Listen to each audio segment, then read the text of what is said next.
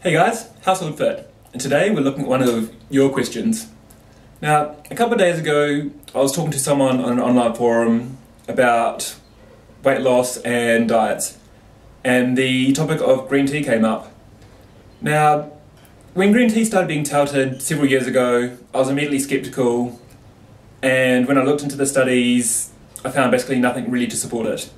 But it's been several years since then. There's been a lot more studies done into green tea, pairing it with exercise, and controlling for a lot more of the things that weren't controlled for in these earlier studies. So the claim is, green tea can help you lose weight, whether it's burning more calories without working out, or burning more when you do work out.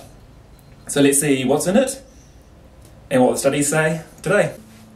So when looking at green tea, the main thing in the green tea that people basically say is the cause of the weight loss is the epigallocatechin gallate. Bit of a tongue twister, but for short, EGCG. So the claim is that with ECGC,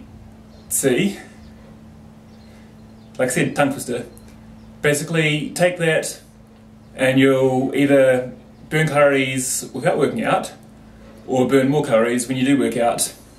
So for me, when looking at studies, the main things that I look at to see whether I will trust this study, or basically just throw the study away and say, yeah, I won't believe anything that they're saying, is 1, the study must be conducted on humans. Whilst animal studies can give us interesting ideas, you can't always assume that if it works on mice, it works on humans. 2, the participants must be randomly selected.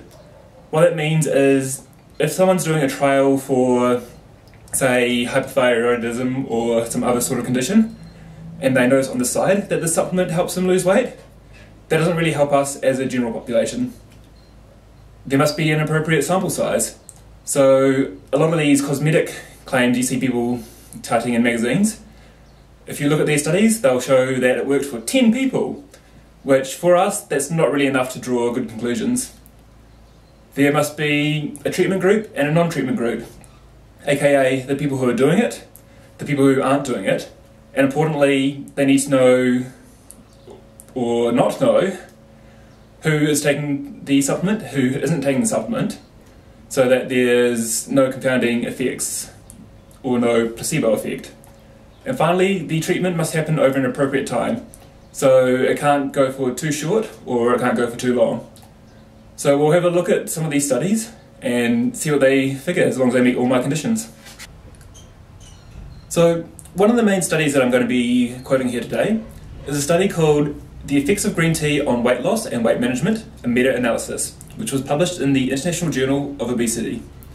One of the reasons that I like this study is it's a review of many other studies, which cuts out a lot of these studies which don't follow my rules of human, random, sample size, blind, and timely, which this analysis basically meets all those and still gives us a good amount of studies to look at and see what their results are. So what did we find out? 1. EGCG by itself had no significant effect on weight loss. 2. EGCG paired with caffeine did have an effect. Important thing here is when you drink your green tea, whether it's in tea bag form or steeped from leaves, it does have that combination of EGCG plus caffeine. 3. The combination of your green tea had to be used with a diet program. So if you weren't dieting and exercising, still no effect. 4. Over the 12 weeks, they found within those programs that people lost an average of 1.3 kgs compared to the placebo groups. And what that means is, per week, people lost about an extra 100 grams, or 0.2 pounds per week. 5. Ethnicity matters.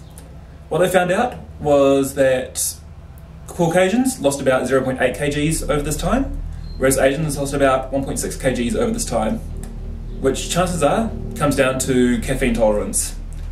Also, if you're not Caucasian or Asian, I'm sorry, these different studies looked at those groups.